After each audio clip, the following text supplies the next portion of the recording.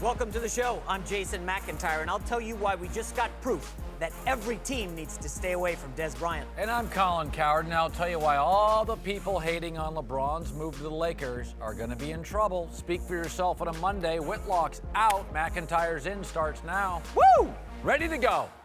Hello and welcome. Jason Whitlock is off today, but we're joined now by former NFL coach Eric Mangini, former Pro Bowler TJ Houshmandzadeh. Let's move to New England, where the drama around Tom Brady continued this weekend. Though this time it has nothing to do with Bill Belichick, Jimmy G, or Malcolm Butler. Instead, Brady was taking questions from the media. One reporter decided to get a little cute. Tom, when Julian tested positive, a lot of people connected it to Alex Guerrero. Just what's your reaction to that? Do you think it's fair? I have no comment. That's just ridiculous. Tom, I'm out. see you guys. With a smile on his face, Colin, was it ridiculous to ask Brady that question? Well, no, because the TB12's a business. Tom used to be an employee. Tom's now a business owner. We didn't create this topic. If I'm sitting in New England, I don't want to ask him about stuff like that. I don't want to go up to legends and ask them tough questions. I like us to have a relationship. They can give me information. Tom creates a business. Belichick's had to answer to the business. He's come out and talked about Guerrero. I didn't know who Alex Guerrero was. We didn't create these topics. Nobody wants to ask a coach about a trainer. Nobody wants to go to a legend and ask about a clinic. But here's what I would say to the people that say it's not a topic. If one more Tom Brady clinic person gets busted, it's not a topic then. It's a health and fitness brand. We just had a guy busted for PEDs. So again, if it was a clothing brand, if it was a landscaping brand, it's a health and fitness brand. Alex Guerrero is supposed to be this wonderkin, this genius guy, and all of a sudden we got some suspension. Edelman's never been suspended till he's into Tom's stuff, and I'm like, all right. All right, let me push back on you a little bit. You said if we get one more, that would be open for discussion. Colin, Guerrero's been working with Brady for a while. A lot of Patriots have been working. More than 10 Patriots have been working with Alex Guerrero. Guess how many have been popped for PEDs? Zero. None. This is the first whiff of impropriety.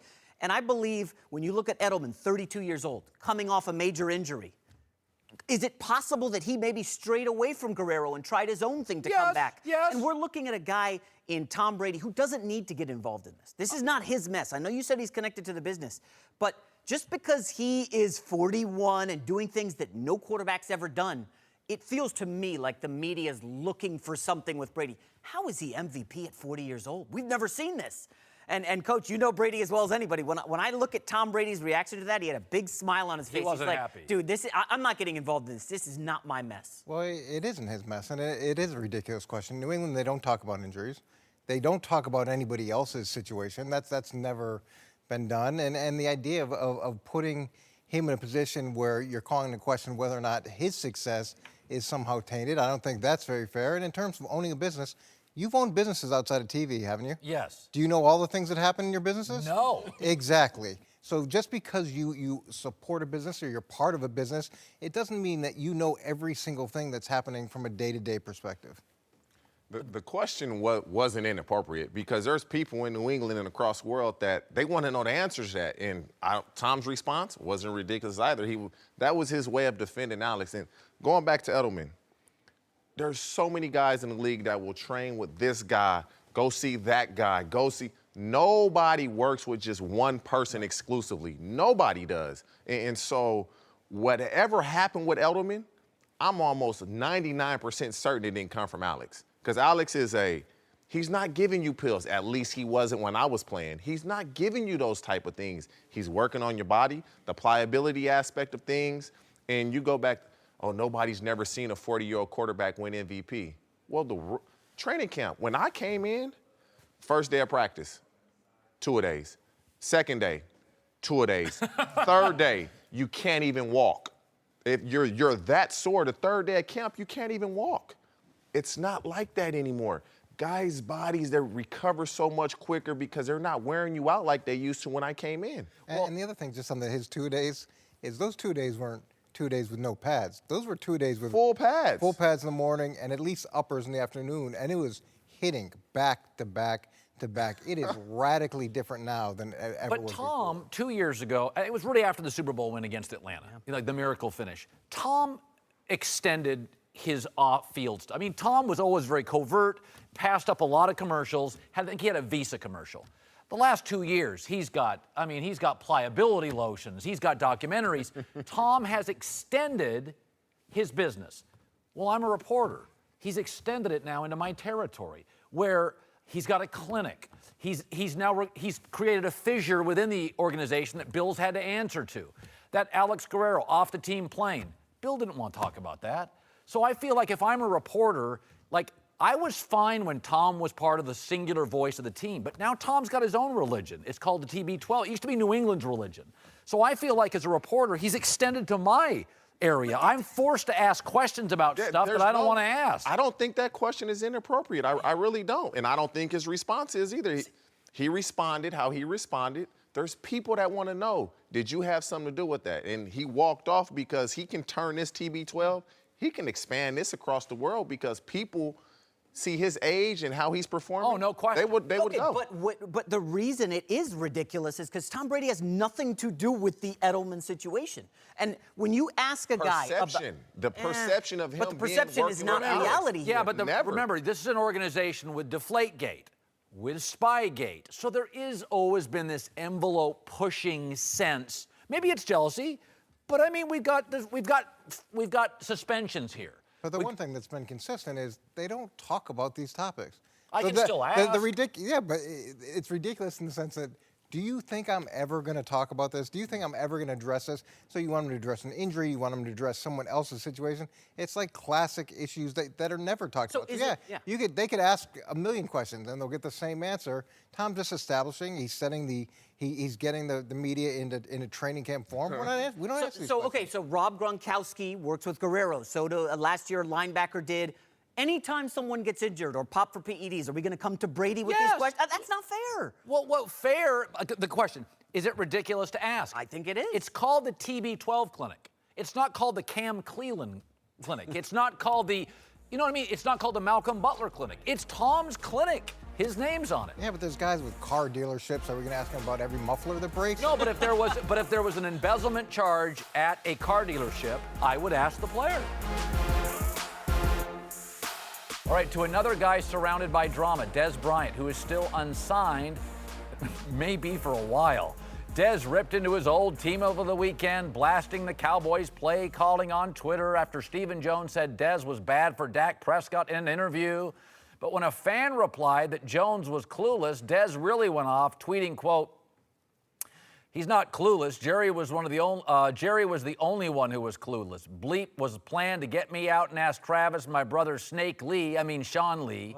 Oh boy. McIntyre, did Dez just prove he's pretty unsignable?" Yeah, I would say so. I think at this stage in his career, he's 29 years old. I think the immaturity outweighs the talent. I mean, this is a guy who had an awesome 3-year run, Colin. There was a run where he was one of the best receivers in the league. And now, when the Browns come kicking the tires, we may look at Dez Bryant within 48 hours. He's going off on his old organization on social media. This just shows that he's just not ready to be part of anything special. Hell, be part of an NFL team. I don't want that in my locker room. Well, I think the Amazon Prime series hurt him because it validated the rumors. Anytime there's rumors about anybody and you're like, it's a BS, it's not true, and then it gets validated. Somebody's like, no, I work with him, he's crazy. That Amazon Prime series, we'd all seen Dez on the sidelines, and everybody's like, well, he's just passionate. And then you watch the receivers meeting, and it's just a general question, and Dez blows up the room. And you're sitting there watching. I mean, how many times have you watched Hard Knocks and thought, oh boy, that guy, Ocho in Hard Knocks, you're like, that's a lot of work. I watch Dez in Amazon Prime, and if I was a coach, I'm like, I don't want that in my wide receiver room. Yeah. I got a rookie receiver, I've got a veteran. Who wants that? Look, as soon as somebody gets hurt or a few people get hurt, his market value will skyrocket. And it's just a question of what type of deal he's willing to take. A couple of years ago, he was in the Pro Bowl. He led the Dallas Cowboys in receptions last year. And there are a lot of receivers, and you can talk about this better than anybody. You talk about eccentric or hard to deal with or difficult from a day-to-day basis. There's a ton of guys that fall into that classification. Jarvis Landry, didn't he just go off on his old team? Yeah. He's with the Browns. No problem with that because he signed. It's not a big deal because he signed. Yeah, No injury history. But the unsignable part, you were an injury or two away from his market value changing. He's not unsignable. The problem that I'm having, and I wish Dez hadn't tweeted what he tweeted because coaches just don't want to sign a guy that the play calling was bad or snake. You just don't want that. Now, I wish for him, we're all human. If you say something negative about me and I don't think it's warranted, I'm going to respond. We all will.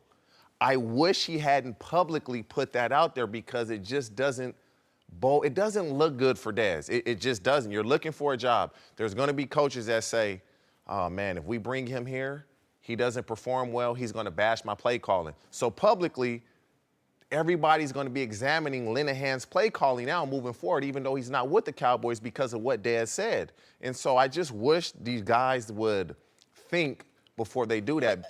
When I look at this, But he's TJ, not unsignable. Well, hold on. Let me ask you this. Okay, so it's out there that the Browns were thinking about Dez Bryant. What's the first thing an agent will do? Call his client, hey, man, stay out of the news, no problems. The Browns are interested. We could have something here.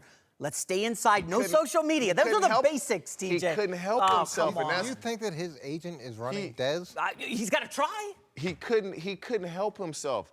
It's no different than last week when I said something about Paul Richardson saying, oh, it's so much better in Washington than it is in Seattle. There's no need to say that. What do you get from that? Dez should have just bit his tongue. Whether he felt Sean Lee had something to do with it or not, don't respond. You're trying to get a job. Can he still play? He can still play. You say if somebody gets hurt, but, Dez over the last 2 years, a lot of drops. Forget all the antics. Is he a great receiver? I mean, he doesn't separate He's anymore. a starting receiver in the league. You got to understand, Dak Prescott was a rookie. And so you're not really pushing the ball down the field as much. They're going to run the ball in intermediate throws with a rookie quarterback. And so it was completely different than what he had with Tony Romo. That's why his production slipped. And from an organizational standpoint, if you can get a guy that has been extremely talented, has been extremely productive, and you get him motivated, there's been a lot of examples of guys signing those one-year show-me deals where they go to a place, they sign a deal, and then the next year they're able to hit a much bigger contract. You bring in a motivated player at this point in the preseason, you've got a good chance to be successful. The idea that this tweet is the difference between signing him or not signing him, I don't think so. There's a body of work here. There's a body of the way that he's acted. This isn't shocking to anybody. It's just whether or not organizationally you're willing to deal with those things to get the upside of his ability. Eric, aren't there so many young, good quarterbacks in the league that you do not want to bring Dez Bryant anywhere near your locker room? If you're Mitch Trubisky, no thank you. Jared Goff, even Sam Darnold in New York.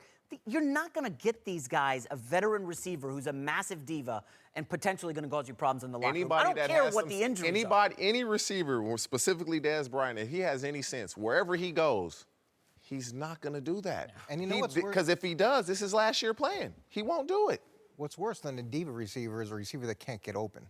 So if you're looking at the whole What about the situation, both combination? Well, but if you're looking at the situation of, okay, I got a guy that's not going to be productive, he can't really get open, and I've got the chance to go get a guy who can help us, especially those teams that may be on the cusp, and they lose a receiver at this point in the season or during preseason, then they say, okay, well, let's go rent Dez for a year and know that we're going to have to manage the situation, but he gives us a better opportunity to win. Losses equal rationalization, mostly.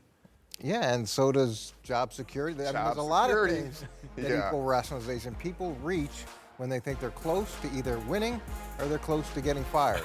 And then when you've got a talented guy sitting there, you may make a reach. Welcome back, Eric Mangini, TJ Hushmanzada. Let's move to Green Bay, where Aaron Rodgers looking to have a big comeback year. Great to have him back. Missed 9 games last year, broken collarbone.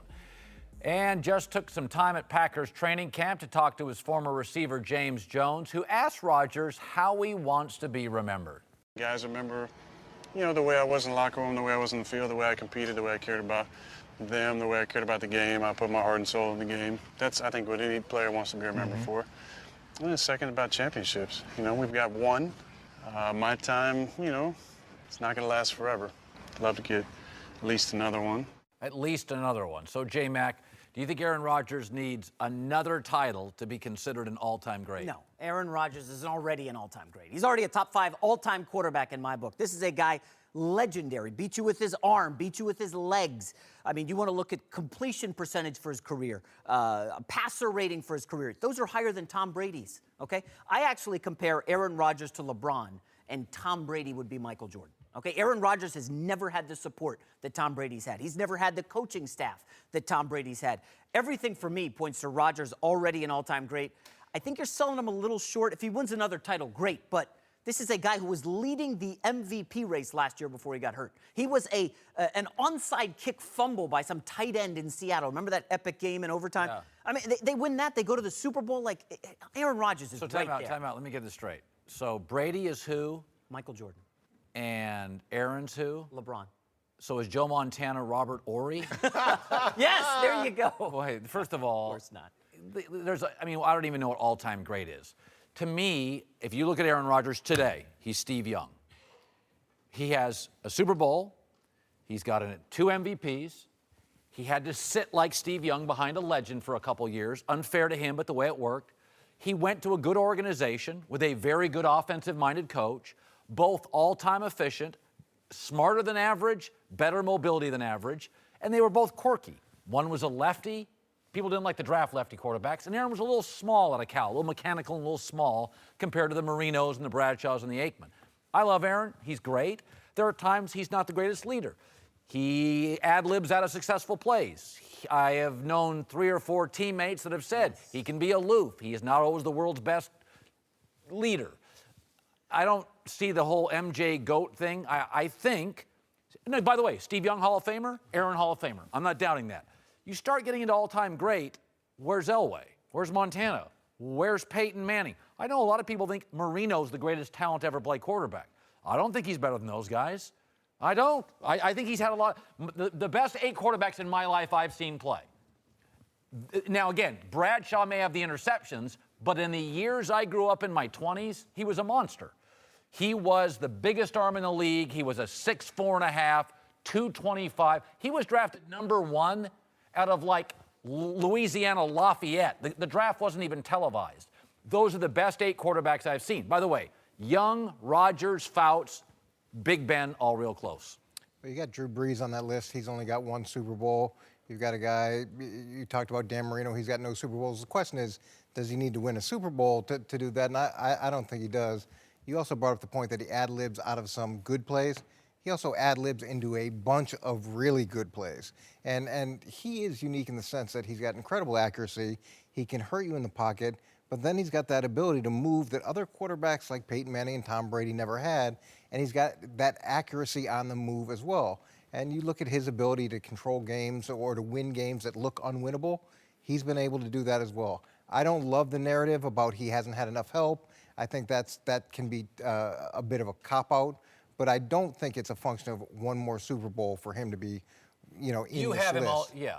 I look, the all-time great conversation we could do for the next 6 months, every single day, and have valid points. But he's definitely in that group, and I think that you could easily debate that he's among the elite. All-time great in my book, easy. You just watch him and you see all-time greatness. The thing with Aaron Rodgers, football is a team game. His defense in every playoff game has given up on average 26.5 points. Ooh. How many games are you going to win giving that up? With his defense, you're not going to win many playoff games. He's 5-6 in the playoffs, but they're giving up an average of 26.5 points. So when they give up less than 21, they're 7-0. He possibly could have 2 or 3 more Super Bowl championships had the defense played a little better. So for me, from what I've seen when I watch football, me being a receiver, I would have loved to play for him because he makes it easy for you. He throws you open. You don't have to really do too much. If you create separation, you're getting 100 catches, 1,200, 1,300 yards every year. He's that good. So all-time great, he's already won. I believe he'll win 1 to 2 more Super Bowls Today. to validate that. Okay. You coached against Elway. Beat you late one year. Okay, Elway, Rodgers, go. I think that Aaron Rodgers is probably the more difficult of the two. Now, the offenses To were defend. to defend just because Different game now. Yeah, it's different, but his ability to generate plays outside the pocket is just so hard to deal with. Now, Big Ben has that ability too. It's a different package, but when you're trying to run conventional defense, when you're trying to run things from a system perspective, when you can generate those plays and have that type of accuracy, it's hard to coach that. You can't coach your guys to deal with that because they're better at it than you are at practicing it, and he has that trait. Drew Brees over Aaron Rodgers. You're really sticking with that. Drew Brees, how many? I think How Drew many Brees MVPs for Drew Brees? I've lost track. He's got so many. I mean, Aaron Rodgers has 2. Okay. He's had, I think of the, isn't there like of the 8 5,000-yard seasons, he's got 5. He's a machine. I mean, System. but, hey, System. They throw that ball a lot down in New Orleans. They throw it so much. You're going to put the yards up, and then you get such a big lead, you just hand it off in the fourth Oh, quarter. listen to And you guys. the TD to interception ratio, to me, I think is a big point too. I know we talked about it earlier in the day. The fact that you're not giving away games, and Aaron Rodgers has been great at protecting the football. Do you like Brees? I do like Brees. I think that system is incredibly hard to deal with, but they're going to throw it and throw it and You know the throw it. problem with comparing athletes? You compare 2 athletes, it's like you're putting one down that's really, really Yeah, good. I love it. We're not doing it. That's the tough part. You compare that way to they're both great, but who would you prefer? Welcome back. We're now joined by a couple of NBA champs, Eddie House and Dante Jones. Let's move to the league where everyone's favorite source, anonymous player, has struck again. This time telling reporters that LeBron's move to LA wasn't actually about basketball, explaining, quote, he's not coming to the Lakers. He came to LA. LeBron, for his part, disagreed in his first public comments about the move. This is kind of like a dream come true for me. You know, growing up, I was a Cowboys fan, I was a Bulls fan, I was a Yankees fan, and I've always felt like that was like one of the historic franchises. And you look at the Lakers, being able to play for a historic franchise, with so much history, and now being able to partner with Magic Johnson, someone I kind of like, looked up to when I was younger and, wanted to make no-look passes like Magic, wanted to get on the break and be Showtime like Magic, and then for it to all come to fruition at this point, I think timing is everything. All right, Colin, LeBron's biggest fan. Do you think the Lakers are LeBron's top priority? Yes, he has a right to a life. Michael Jordan had quite a life beyond basketball. Listen, what smart players do is as they get into the last stages, probably the last 4 or 5 years, Tom Brady's doing this. They move into what I would call the mogul stage. The first stage for LeBron was, here's how gifted I am. We're all like, wow. And then people want titles, Grammys, Oscars. That's why Leonardo DiCaprio did a movie with a bear and didn't talk. I got to win an Oscar. Then you win rings, Grammys, Oscars. And then, now you got $100 million net worth. Everybody knows you're great. And that's mogul stage, which is, I still care about acting, but I'm going to be out of this sport in 4 years, and I'm going to build my brand. It's okay. Listen, LeBron's a smart guy. LeBron gets it. LeBron's like, listen, I can do business in Cleveland, but I can go to dinner, I can go to lunch every day with a big shot in LA. It's probably a little better for his brand. I'm okay with that. Yeah, but without question, the Lakers are his top priority. But everyone has those side priorities. Steph Curry's getting into the movie business now. Kevin Durant in Golden State is now in Silicon Valley heavy. Like, this is what guys do on the side, but the Lakers are clearly his top priority. I mean, I said it on the show, and I believe Whitlock laughed when he was here that day. If LeBron can take these Lakers, who for the last 5 years have the worst record in the NBA, if he can take this Lakers and take down the Warriors in the next couple of years, I believe that'll solidify him above Jordan as the greatest of all I time. agree with that. I do. I think that's true. We had this conversation earlier, and this is the first time that a fan base and an organization is challenging LeBron James. LeBron James has been challenging himself for years. He's been pushing himself. He's been setting the tone for all of his accomplishments. When he went to Miami, whatever he did in Miami, he was going to get his jersey retired. Whatever he did in Cleveland, he was going to get his jersey retired.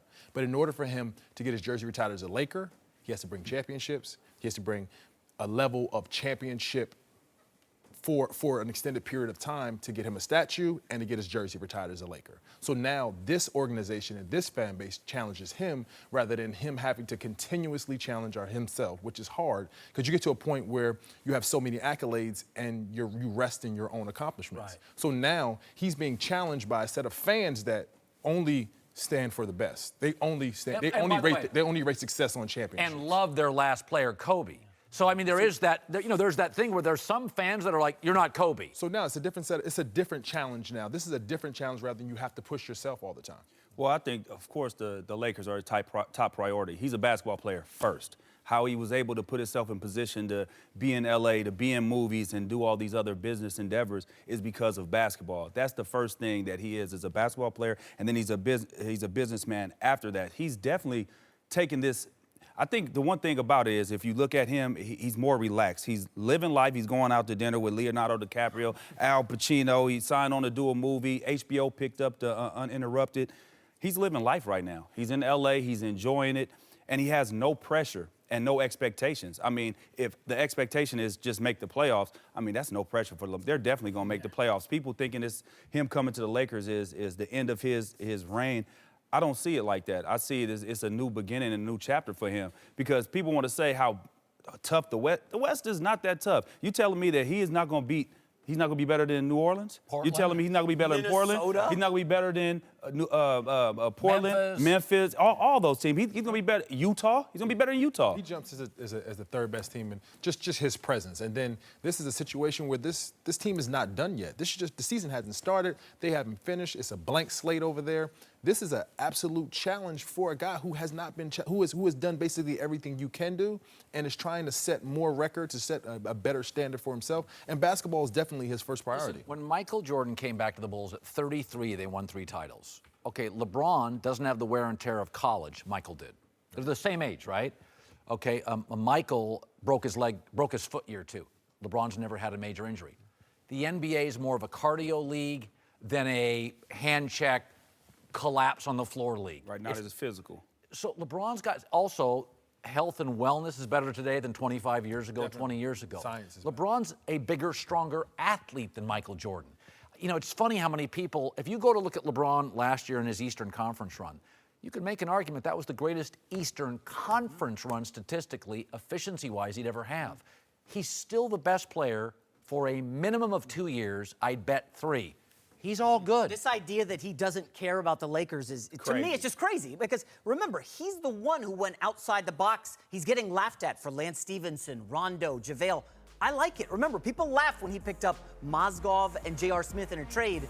They ended up winning a title with J.R. Smith, okay, in Cleveland. Like, LeBron, there's a method to his madness, and I firmly believe it. I'm not going to doubt LeBron. To another guy on the move, Carmelo Anthony, who has been waived by the Hawks and will reportedly sign with the Rockets once he clears waivers. That's the plan. Now, Melo's been in decline for years. He's made it clear he doesn't want to come off the bench. He will not. So, J-Mac, the question becomes, does he help the Rockets? No, not in any way, shape, or form. I mean, this is a mind-blowingly bad move for the Rockets. I mean, Colin, think about this. They won 65 games last year. For the first time, Mike D'Antoni's team plays defense. Remember, that was the big story last year. They can lock people down. Twice, Eddie House is laughing, but twice, when they beat the Warriors when they lost to the Warriors in that series, they beat the Warriors twice with defense, held them under 95 points. Melo doesn't play a lick of defense. He's not the offensive player he once was. They're losing Trevor Ariza, and people are glossing over this. That is a massive loss defensively. Great two-way player. Carmelo Anthony's going to go in there. Hey, I'm not sitting on the bench. I'm starting. Who are you going to start over me? Ryan Anderson? He'll laugh at that. Carmelo is going to be a disaster in Houston. I think they precipitously fall from 65 wins. The weird thing about Carmelo is this is a analytic-driven organization. That's what Houston is. Houston is, not everybody, the Knicks pushed, Byron Scott pushed. A lot of people push back, that's fine. But they've been all in on analytics. Melo's not a great analytic player. He is very much old school. So I don't know if it's a disaster because he's still a gifted player. But we have the combination of it's an analytic organization, not Melo's strength, and Mike D'Antoni is a mostly passive leader. He's not a fist pumper. He's not a Pat Riley. Right. He's not some young Brad Stevens where he's this academic. Mike is a player's coach. He doesn't push back. He struggles with confrontation. At some point, I think whoever coaches the Rockets would be best served if they had a little harder edge. Melo's got $150 million net worth. You got to get in his grill a little bit. Good luck. And I just wonder about the coach the analytics, and the aging player? I think they have the right leader, and it's not Mike D'Antoni. And as you know, the leaders that run the team basically are the players. The players ultimately run what's going on out there and affect everything. And you have Chris Paul as your leader. He's your anchor.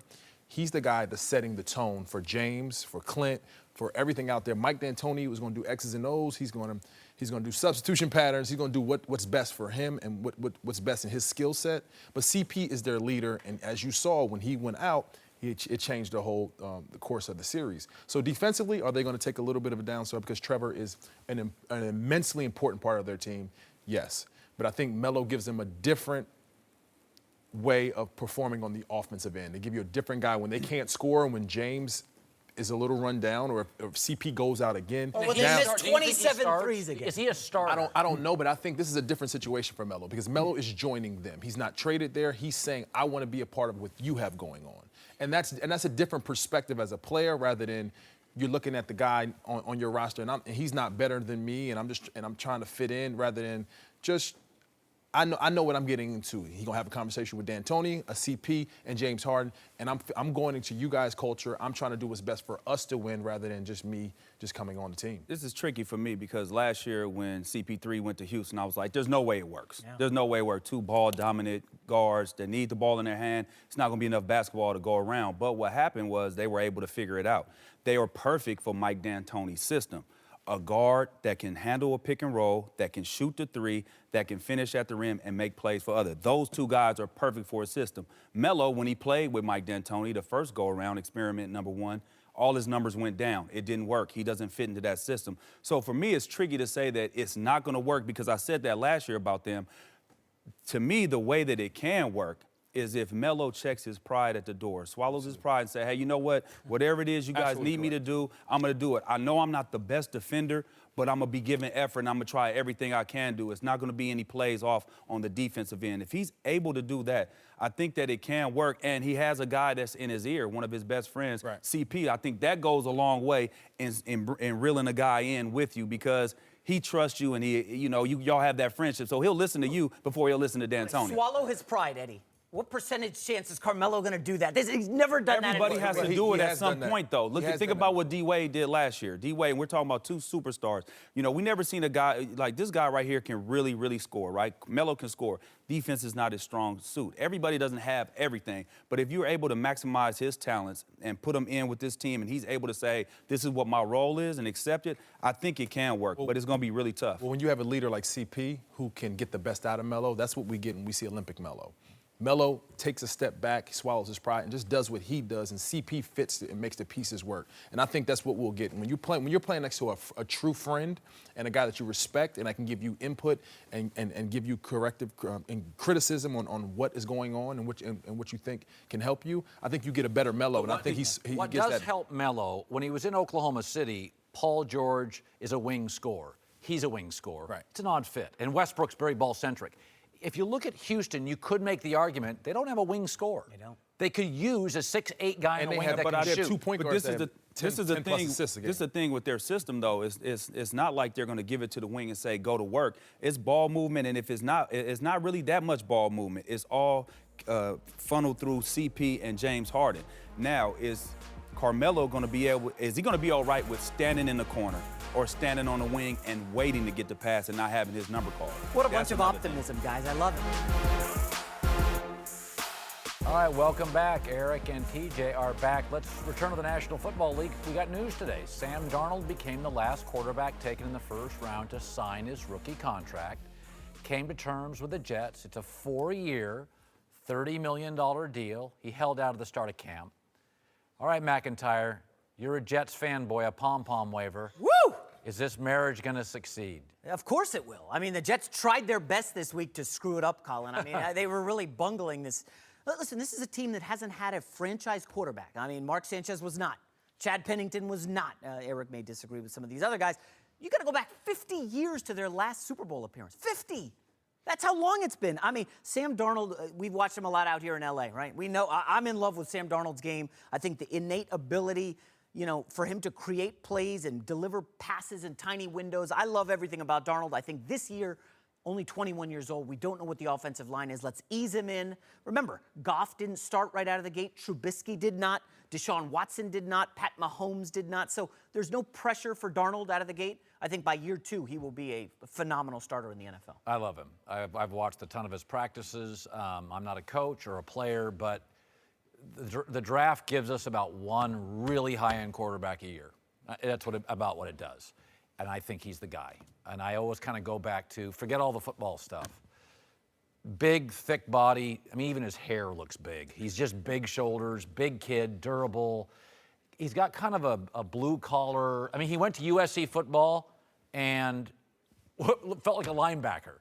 And I like his whole mentality. And I think it's kind of LA kid, goes to a high school nobody talks about. They kind of feel like they find him. He wasn't a huge recruit. And he comes in, and in a week, the highly touted recruit transfers, seeing on the field, I'm not that good. And I just think there's a lot of stuff about Sam that a player would know about and a coach would know about, that you have to just appreciate his footballness. His football, there's a certain sensibility with Sam. He likes the game, not what the game provides for him. He's into teammates. He's a giving teammate. He doesn't want to be a superstar. If he does, it's production. And I think in these New Yorks, I don't think it's a coincidence that Jeter, Mariano Rivera, Phil Simms, the Chad Penningtons work in that city. They don't seek attention. New York can gobble you up, and I think he works there. Well, I remember when I traded with the Jets so that they could draft Sanchez. Remember Sanchez? And what a bad deal it was, and how could you possibly give away that quarterback who's going to lead the Jets to the years and years into the future and multiple Super Bowl wins. I think the thing with any quarterback is that you got to slow down. You got to see how well they develop. I think it's difficult for him already. You saw the comments from Chris Johnson about how this is a organizationally changing moment. This player is going to totally dominate the trajectory of the organization for years to come. When you start putting pressure on a kid like that from the start, it makes it really difficult. What is the level of success now that is going to get people to be happy with him over the next 4 or 5 years? I mean, the expectations are so high.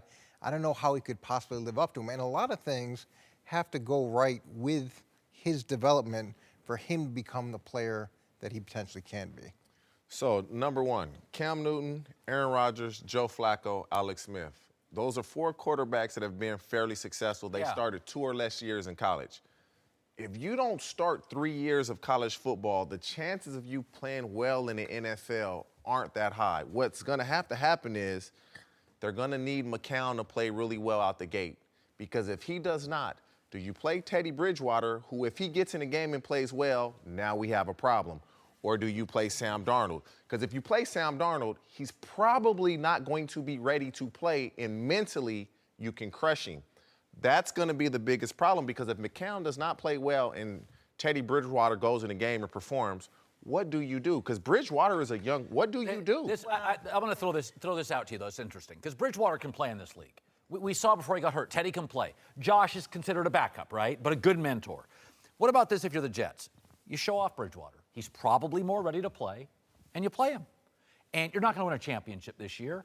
And then 6 weeks, 8 weeks. But if he plays really well, then you have an asset. Yeah, there you go. You have an asset. You've let Darnold work behind. But you don't even know if Darnold could actually get on the field and perform. I want him to do well just because he's from Southern California, where I'm from. So I root for him. He trained with Jordan Palmer. Jordan Palmer swears by him. So I'm rooting for him. They gave up a lot to get him, TJ. They gave up multiple draft picks. He's your guy. It's what Coach said, though.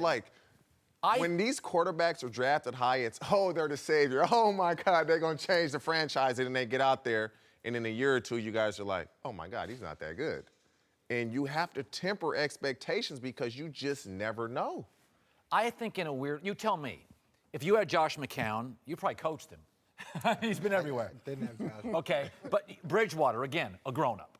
We know McCown and Bridgewater are adults. And McCown is an able and capable mentor. I think it kind of works Like if I was a coach, I'd be like, you know what? I'm in no rush. Let's get to Thanksgiving. Let's develop Sam. Yeah, well, New York's not a town that's known for their patience, and the words of the ownership or words of the ownership is not a patient tone either. Oh. I mean, they're looking to get him in as quickly as possible. They're looking to fill that stadium.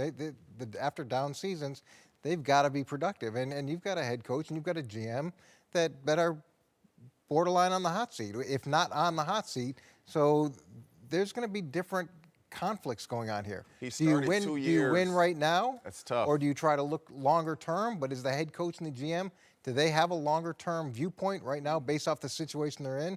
There's a lot of things that are going to come He's into the play. savior, as but whether he's he not plays there or the not. first day of camp. Go figure. It's not his fault. He Come just on. turned. No, 20. that's my point. He did. Management should have made sure that he was there first day, right away. Eric, you know how inept this franchise is, right? No, look, with the contract, you got to do what's best for the organization too. Well, who is it, Hackenberg? I mean, it's easier to get married than it is to get divorced, but you want to be protected on the downside. Welcome back. Time for last call. Let's move to LeBron James, who showed up at his son Bronny's AAU game this weekend and threw down some nasty dunks in the layup line. Colin, are you cool with LeBron stealing some of the shine from his son? Yeah, I don't get the outrage. I don't like the hat on backwards. Of course, you never do. I don't have to rethink my position on that, but a lot of people were bothered by this. Yeah, but LeBron's who are these people? Are we talking about Twitter eggs, Colin? If you were in that gym and LeBron did this, wouldn't you be like, dude, I got a free dunk contest from this LeBron. is great. Like, This I'd be is like, get my phenomenal. phone, I take picture. I'm like, you're not going to believe what just happened in the gym I'm just in. Yeah. Like, why are some people? This is something we wish we all saw at a gym on a Sunday. 100% agree. To Tuscaloosa, where the University of Alabama just announced a new contract for Nick Saban, extending his deal through 2025, paying him $8.3 million this year, the most in college football. Colin, is Saban actually underpaid? Yes. Anybody that coached at Alabama, if he retired tomorrow, you'd pay $5 million. Okay, so is Nick worth $3.3 million more than Ed Orgeron? Or, I mean, who would get the job? So disrespectful No, to no, Ed, no, no. I Colin. mean, if Nick left and you were hiring a guy that's considered, I mean, how many, Urban Meyer's not leaving Ohio State, Nick's making $3 to $3.5 more as the greatest college football coach ever than the average guy that would get the job. The market decides, as always. He's worth every penny and That's more. it for us. See you tomorrow.